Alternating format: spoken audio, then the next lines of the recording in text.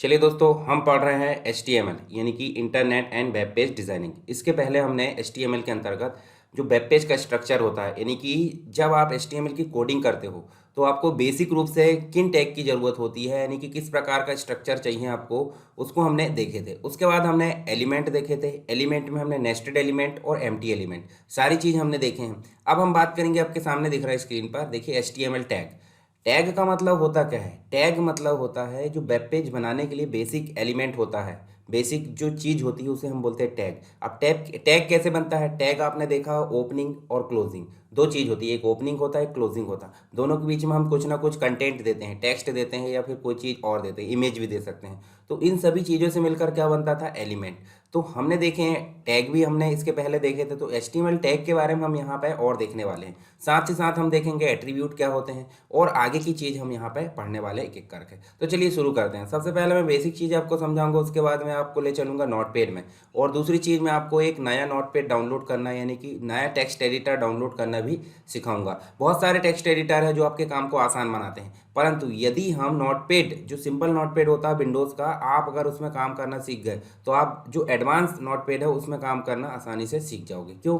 क्योंकि जब कठिन वाले को सीख गए तो सरल वाला ऑटोमेटिक आ जाता है। चलिए यहाँ सबसे पहले हम बात करेंगे किसकी।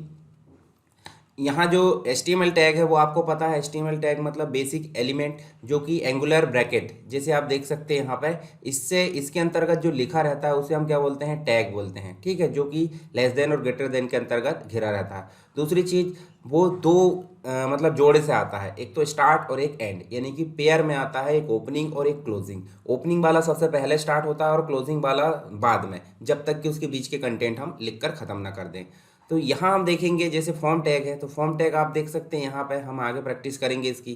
फॉर्म टैग देखिए, यहाँ पे आपको फॉर्म टैग ओपनिंग दिख रहा है, बीच में डॉट डॉट लगा है, इसका मतलब यहाँ कुछ कंटेंट लिखने का आएगा। उसके बाद लास्ट में जब फॉर्म का काम एंड हो गया तो एंड टैग यानी कि क्लोजिंग टैग हमको देना होता है। तो ये चीज़ आपको क्लियर हुई, इसके पहले भी हमने यहाँ पे देखे थे।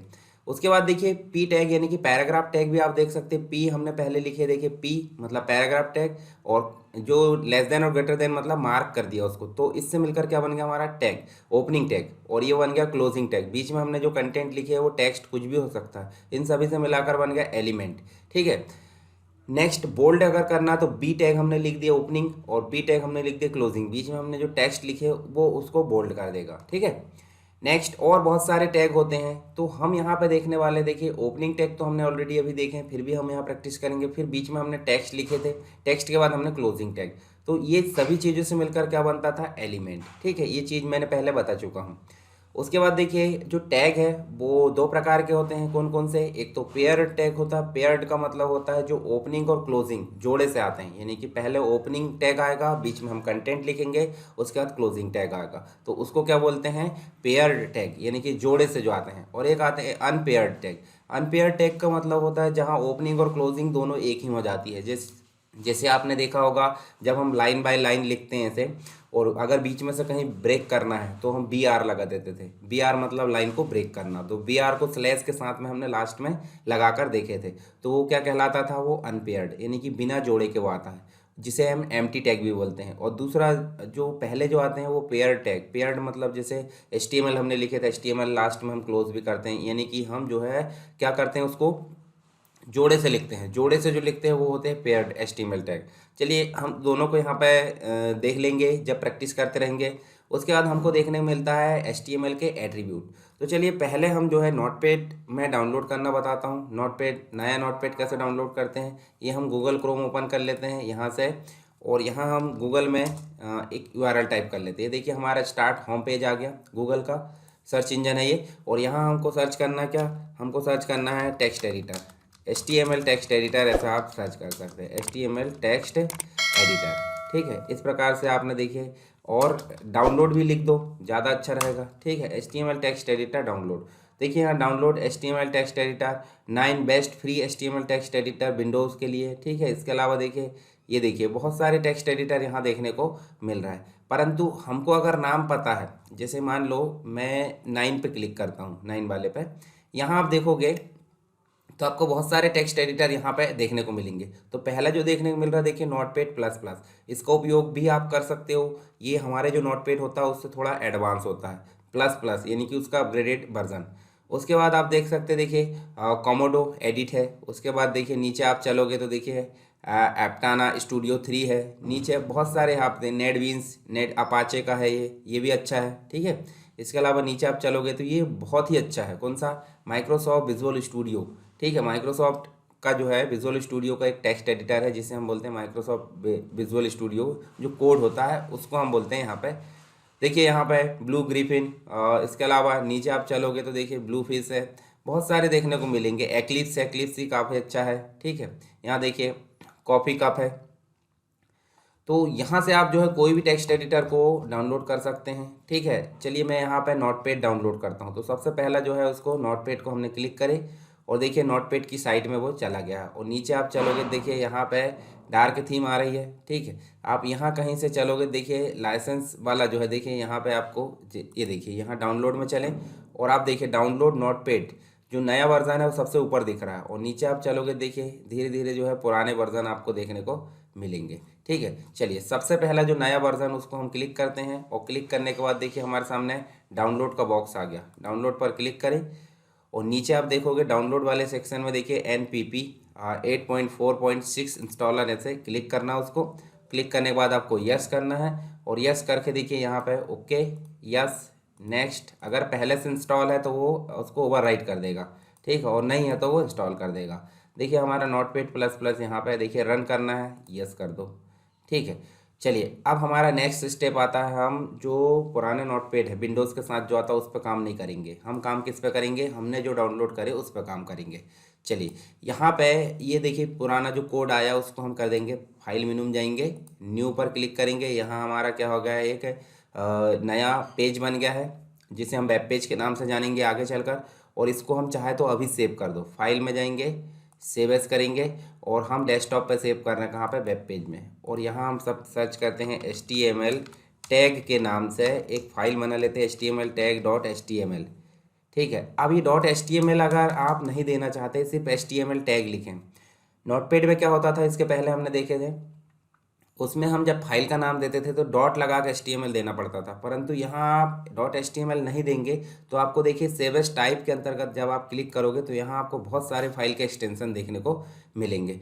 तो ये बहुत सारे फाइल के एक्सटेंशन आप देखोगे तो H वाली सीरीज़ में आपको चलना। देखिए H वाली सीरीज़ में चलोगे तो hyper text markup language file, इसको आप सेलेक्ट करोगे तो ऑटोमेटिक जो HTML टैग नाम का जो फाइल है वो ऑटोमेटिक वेब पेज की फाइल के रूप में सेव हो जाएगी। क्यों, क्योंकि हमने उसका टाइप बदल दिए हैं, जबकि सिंपल नोटपैड में ये फैसिलिटी अवेलेबल नहीं थी। तो चलिए हम इसको डॉट HTML लगा के भी सेव कर सकते हैं और एक्सटेंशन को सिलेक्ट करके भी कर सकते हैं। चलिए इसको सिंपली सेव कर लेते हैं। जब हम इसको सेव करते हैं देखिए यहाँ HTML टैग डॉट HTML के नाम से क्या हो गई है, फाइल आ चुकी है।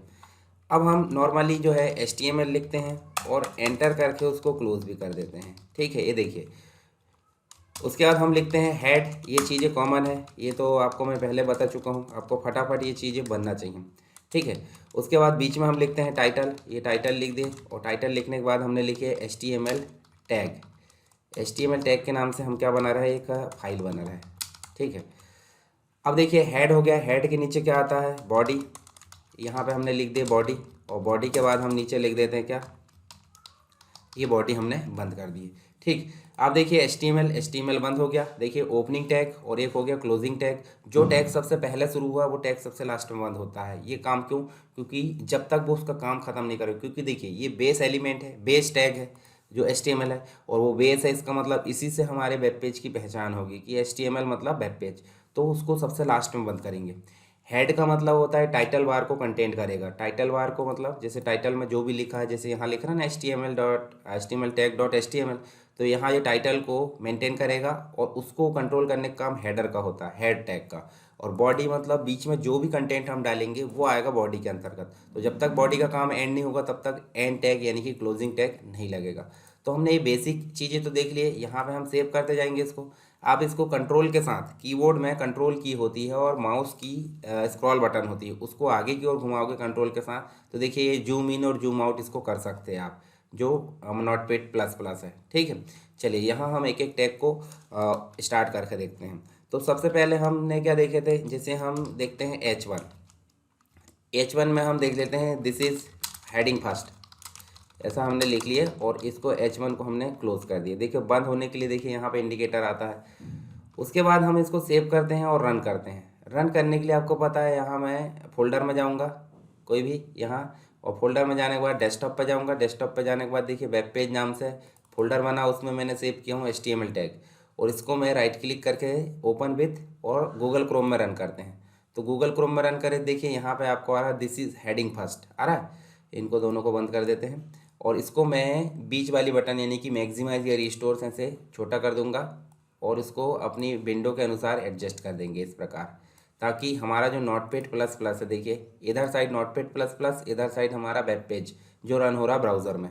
को पता है मतलब HTML जो वेब पेज बनाने के लिए आपको नोटपैड की ज़रूरत पड़ती है यानी कि टेक्स्ट एडिटर की, और दूसरा ब्राउज़र की, और बेसिक आपको जानकारी की ज़रूरत पड़ती है। ठीक है, तो यहाँ पे हमने लिखे हेडिंग फर्स्ट, और ये हेड H1 टैग से लिखें। H1 एक प्रकार का हेडिंग टैग है, हेडिंग टैग के बारे में हम आगे जानेंगे। तो ये कैसा है, ये पेयर्ड टैग है या अनपेयर्ड है, आप बताइए। बिल्कुल सही, यहाँ पे आपका जो आंसर होना चाहिए पेयर्ड टैग। पेयर का मतलब होता है जोड़े से। देखिए H1 ओपनिंग आया है तो H1 क्लोजिंग भी आया है। मान लो धोखे से मैं यहाँ लिख देता हूँ, यहाँ लिख देता हूँ सरकार स्टडी बेस्ड एजुकेशन, ये हमने लिख दिया, और एंटर करके हमने लिख दिया कंप्यूटर एजुकेशन। ठीक है, प्रोग्रामिंग ट्यूटोरियल्स। ठीक है, उसके बाद है वेब डिज़ाइनिंग। ये हमने इस प्रकार से बहुत सारी चीज़ें इस प्रकार से लिख दिए। ठीक है, अब आप देखिए मैंने कितनी लाइन में लिखा हूँ, 1 2 3 4, 4 लाइन में लिखे। हम सिंपली सेव करते हैं और ये वेब पेज में जाकर रिफ्रेश करते हैं। तो आप देखिए यहाँ पे आपको लाइन से मिल गया कंप्लीट, जबकि लाइन से नहीं मिलना चाहिए आपको। सरकार स्टडी बेस्ड एजुकेशन के बाद में लाइन ब्रेक होना चाहिए, कंप्यूटर एजुकेशन के बाद में लाइन ब्रेक होना चाहिए। चलिए यहाँ पे हम जो है BR लगाते हैं। BR आप नॉर्मली लगा सकते हैं, चाहे तो आप इस प्रकार भी लगा सकते हैं। तो जैसे मैं इसको सेव करूँगा और रिफ्रेश करूँगा, देखिए लाइन ब्रेक होकर नीचे आ चुकी है, समझ गए आप। इसी प्रकार नीचे आप जो है इसको BR लगा सकते हैं यहाँ पे, और BR लगाने के बाद फिर से देखिए लाइन ब्रेक हो गई। आप चाहे तो BR के बाद में देखिए BR ना लगा के आप HR भी लगा सकते हैं। चलिए BR लगाने के बाद हम HR लगाते हैं, तो हम लगाएंगे HR। HR का मतलब होता है हॉरिजॉन्टल रो, H मतलब हॉरिजॉन्टल, R मतलब रो। तो HR हमने लगाया BR के बाद में, तो करेगा क्या ये देखिए आपको पता है ब्रेक कर दिया BR ने। देखिए इसने BR ने ब्रेक कर दिया और HR ने एक हॉरिजॉन्टल लाइन ला दिया है। तो अब मुझे बताइए BR और HR जो टैग है वो पेयर्ड टैग है या अनपेयर टैग है। बिल्कुल सही, अनपेयर टैग होना चाहिए। अनपेयर का मतलब होता है जोड़े से नहीं आते, वो अपने आप में ओपनिंग और अपने आप में क्लोजिंग टैग है। कौन सा, HR और BR। तो इनको एम्प्टी एलिमेंट या फिर इनको जो है अनपेयर्ड टैग भी बोलते हैं। पेयर्ड टैग किसको बोलते हैं, H1 को, और H1 जो है क्लोजिंग हुआ उसको। ऐसे बॉडी ओपन हुआ, बॉडी क्लोज हुआ। तो पेयर्ड टैग आप समझ गए, जोड़े से जो आते हैं और बिना जोड़े के जो आते हैं। ठीक है, अब जैसे अभी हमने बात किए थे P टैग की, चलिए यहाँ पे हम बात कर रहे हैं किसकी, एट्रीब्यूट की। तो पहले एट्रीब्यूट हम देख लेते हैं, बॉडी का ही देखते हैं। बॉडी जो है एक प्रकार से कंप्लीट जो मटेरियल है अंदर जो भी मतलब बॉडी में डिस्प्ले हो रहा है जो यहाँ पे, उसको कंटेंट कौन करेगा, बॉडी। तो हम चाहते हैं बॉडी का बैकग्राउंड कलर बदले, तो यहाँ पे इसका बैकग्राउंड कलर बदलने के लिए BG कलर नाम से एक उसका जो है प्रॉपर्टी आती है। ठीक है, बॉडी का जो है एक प्रॉपर्टी आती है BG कलर नाम से, और इसके इक्वल में हम देते हैं क्या, इसके इक्वल में हम दे देते हैं, डबल कोट के अंदर ही देना पड़ता है। तो ये हो गया आपका प्रॉपर्टी और ये हो गई आपकी वैल्यू। तो प्रॉपर्टी को हम यहाँ बोलेंगे एट्रीब्यूट। क्या बोलेंगे, एट्रीब्यूट। जैसे आपको बोला जाए कोई कि अपने गुण बताइए, मतलब आपको बोला जाए कि अपने गुण बताइए, तो आप बताओगे कि भाई आप अनुशासन का पालन, मतलब नियम अनुसार आपकी रूटीन रहती है। ठीक है, आप लापरवाही नहीं हो, समय के पाबंदी हो, सारी चीज़ आप जो अपने गुण बताओगे। उसी प्रकार बॉडी का, बॉडी टैग का अपना एक विशेष गुण होगा, उस गुण को ही हम क्या बोलेंगे, एट्रीब्यूट। या इसको हम चलेंगे कहाँ पे, CSS में, इसको बोल देंगे प्रॉपर्टीज़। तो हम BG कलर नाम से क्या है, इसका गुण है यानी कि एट्रीब्यूट है। और गुण है तो वो कैसा होना चाहिए, अच्छा या बुरा। तो BG कलर की प्रॉपर्टी होती है मतलब BG कलर, और उसका जो वैल्यू होता है वो होता है कलर। तो जैसे हम येलो लिख देते हैं, तो BG कलर मतलब बैकग्राउंड कलर कैसा होना चाहिए, येलो। ये डबल कोट में हमने दे दिए और इसको सेव कर दिया और इसको रन कर दिए। अब आप देखिए ध्यान से, कंप्लीट बैकग्राउंड का जो कलर है वो कैसा हो गया है, येलो। अगर हम चाहें तो यहाँ बदल भी सकते हैं, हम कर दें ब्लू। तो ब्लू जो है वो आपको स्पेलिंग सही लिखना पड़ेगा, देखिए ब्लू हो गया। अगर आप चाहते हो ग्रीन करें तो आप ग्रीन की स्पेलिंग सही लिख दो, आपको यहाँ पे ग्रीन मिलेगा। ठीक है, तो आपको जो भी पसंद है, आप लाइट येलो कर सकते हैं। जैसे मैंने लाइट येलो लिख दिया बिना स्पेस के, तो देखिए यहाँ लाइट येलो आ गया। तो आप इस प्रकार भी, आपको कलर के नाम पता होना चाहिए। हम कलर प्रॉपर्टी को भी आगे देखने वाले हैं जब CSS पढ़ेंगे। तो CSS में इन सभी चीज़ों को मैंने आपको शुरू में ही बताया है। HTML का मतलब होता है स्ट्रक्चर तैयार करना, CSS का मतलब होता है उसको डिज़ाइन करना, और जावास्क्रिप्ट का मतलब होता है उसको डायनेमिक बनाना। डायनेमिक का मतलब होता है वर्किंग मोड में, यानी कि मेरे हाथ हिल रहा है इसका मतलब जावास्क्रिप्ट काम कर रही है। अगर पूरा डिज़ाइन दिख रहा है यानी कि CSS काम कर रही है, और अगर स्ट्रक्चर स्केलेटन सिस्टम ला कर रख दिया जाए तो मतलब HTML है। तो तीनों चीज़ों से मिलकर क्या बनती है? Web designing. ठीक है, तो वेब डिज़ाइनिंग अगर करना है तो आपको HTML की भी ज़रूरत होती है, CSS की भी ज़रूरत होती है, और जावास्क्रिप्ट की भी। ठीक है, एक एक करके हम आगे CSS भी देखेंगे और जावास्क्रिप्ट भी देखेंगे। तो लाइट येलो हमने कर दिए। अब आप ध्यान से देखिए, इस टेक्स्ट का कलर आपको अभी भी ब्लैक दिख रहा है। तो अगर मैं यहाँ टेक्स्ट लिखता हूँ और डबल कोट के अंदर यहाँ मैं लिख देता हूँ क्या, टेक्स्ट के बाद में लिख देता हूँ ब्लू। ये लिख दिया मैंने ब्लू, डबल कोट के अंदर मैंने ब्लू लिख दिया। टेक्स्ट उसकी प्रॉपर्टी यानी कि जो, देखिए यहाँ हमने क्या लिखे हैं अभी। अभी आपको पता है हम यूज़ कर रहे हैं क्या, हम यूज़ कर रहे हैं यहाँ पे, इसको मैं थोड़ा छोटा कर देता हूँ, इसको बड़ा कर देते हैं। आप देखिए ध्यान से, बॉडी, बॉडी का एक एट्रीब्यूट हमने उपयोग करे, बीजी कलर जिसकी प्रॉपर्टी थी लाइट येलो। लाइट येलो के बाद लाइट ग्रीन, लाइट रेड, बहुत सारी चीज़ आ सकती हो। और टेक्स्ट मतलब इसके अंदर जो टेक्स्ट यूज़ हुआ है उसकी प्रॉपर्टी तो टेक्स्ट हो गई, मतलब जो बॉडी है उसकी, और उसका जो वैल्यू हो गया वो हो गया ब्लू। ब्लू के बदले में और कुछ भी हो सकता है। जब हम इसको सेव करेंगे और रिफ्रेश करेंगे तो आप ध्यान से देखिए, इस कंप्लीट टेक्स्ट का जो कलर है वो हो गया ब्लू। तो आपको समझ में आ गया होगा कि कोई भी टैग, कोई भी टैग का मतलब बॉडी हो सकता है, H1 हो सकता है, पैराग्राफ टैग हो सकता है, या आने वाले जो भी टैग है जैसे कि लिस्ट टैग हो सकता है या फिर टेबल टैग हो सकता है। सभी का अपना अपना गुण होता है, उस गुण को ही हम क्या बोलेंगे? एट्रीब्यूट। ठीक है, समझ में आया आपको एट्रीब्यूट? चलिए हम थोड़ी सी थ्योरी में चलते हैं, ताकि देखिए अभी हमने बात करे थे किसकी? एट्रीब्यूट की। तो यहाँ आपको देखने को मिलेगा, ये देखिए जो हमने HTML एट्रीब्यूट अभी देखा, एट्रीब्यूट का मतलब होता है गुण, यानी कि कोई भी टैग जब आता है तो वो बिना एट्रीब्यूट को भी यूज़ हो सकता है कुछ कुछ, और कुछ जो है एट्रीब्यूट के साथ में यूज़ होता है। जैसे हम आगे इमेज यूज़ करेंगे तो इमेज बिना एट्रीब्यूट के नहीं आता। जैसे बॉडी हमने बिना एट्रीब्यूट के ले लिए। इसके अलावा जो टेबल है, टेबल बिना एट्रीब्यूट के नहीं आता। क्यों? क्योंकि उसमें हम बॉर्डर नहीं देंगे तो वो टेबल स्ट्रक्चर बनेगा ही नहीं, मतलब दिखेगा नहीं। दूसरी चीज़, जब हम लिंक देंगे, मतलब एक वेब पेज की दूसरे वेब पेज से लिंक देंगे तो वो बिना एट्रीब्यूट के नहीं आएगा। तो कुछ एट्रीब्यूट कंपलसरी होते हैं, कुछ ऑप्शनल होते हैं, और कुछ अन्य होते हैं, वो भी हम यहाँ देखने वाले हैं। तो देखिए एट्रीब्यूट का मतलब अभी हमने देखे, देखिए जब हम टेक्स्ट लिखते हैं पैराग्राफ, तो हम उसका कलर, फॉन्ट साइज़, बहुत सारी चीज़ें निर्धारित करते हैं। तो जो कलर, फॉन्ट साइज़, फेस है, बहुत सारी चीज़ जो निर्धारित करते हैं उसको हम क्या बोलेंगे? टेक्स्ट का, या यानी कि जो पैराग्राफ है उसका एट्रीब्यूट बोलेंगे। तो एडिशनल इन्फॉर्मेशन जो रखते हैं, मतलब कोई भी टैग की एडिशनल इन्फॉर्मेशन जब रखते हैं कोई चीज़ें, उसे हम क्या बोलेंगे? एट्रीब्यूट, यानी कि प्रॉपर्टीज़ हम बोल सकते हैं। ठीक है, जैसे कुछ एट्रीब्यूट कंपलसरी होते हैं, तो मैं यहाँ पे थ्योरी नहीं पढ़ा रहा हूँ आपको, आपको मैं PDF प्रोवाइड कर दूंगा, आप इसको एक बार पढ़ लीजिए। जो भी मैंने समझाया वो इसी में सारी चीज़ें आपको समझ में आ जाएगी एक बार पढ़ने के बाद। अब मैं थ्योरी पढ़ाने से यहाँ बैठा तो टाइम वेस्ट होगा, और थ्योरी पढ़ाने का मतलब क्या है वो चीज़ तो आप बुक में भी पढ़ सकते हैं। ठीक है, यहाँ देखिए जो एट्रीब्यूट होते हैं वो 4 प्रकार के होते हैं। तो जिसमें से सबसे इंपॉर्टेंट होता है रिक्वायर्ड एट्रीब्यूट, और एक होता है ऑप्शनल एट्रीब्यूट। तो देखिए रिक्वायर्ड का मतलब आप समझ सकते हैं जिनकी ज़रूरत रहती है। जैसे अगर आप IMG टैग यूज़ करते हो, जैसे मान लो, चलिए मैं उपयोग करके दिखाऊँ आपको, पहले उपयोग करके दिखाता हूँ। अगर मान लो हम वेब पेज ओपन कर लेते, अगर मान लो हमने बीजी कलर और टेक्स्ट नहीं लिए हैं, तो क्या बॉडी रन नहीं हो रही थी? बिल्कुल हो रही थी। हमने H1 के अंतर्गत कोई चीज़ें नहीं ली है अभी। देखिए H1 के अंतर्गत यहाँ कायदे से स्पेस देकर एट्रीब्यूट आएगा, H1 के बाद स्पेस देकर क्या आएगा? एट्रीब्यूट। तो एट्रीब्यूट क्या आएगा? अलाइन। मान लो हमने अलाइन दे दिया, और अलाइन आपको पता है, अलाइन मतलब लेफ्ट, सेंटर, राइट, यानी कि दिशा निर्धारित करता है। तो हमने दे दिए सेंटर, सेंटर दिए और इसको रन करें तो देखिए, ये देखिए दोनों तरफ से बराबर, यानी कि सेंटर में आ गया। तो क्या हम इसको हटा देते तो क्या H1 रन नहीं होता? बिल्कुल होता है। तो इसको हम ऑप्शनल कहेंगे या रिक्वायर्ड कहेंगे? इसको रिक्वायर्ड नहीं कहेंगे। क्यों? क्योंकि ये इसके बगैर भी H1 रन हो रहा है। ठीक है, तो समझ गए आप, जो चीज़ें कंपलसरी होती है उसे रिक्वायर्ड, और जो चीज़ें नहीं होती है कंपलसरी उसे बोलते हैं ऑप्शनल।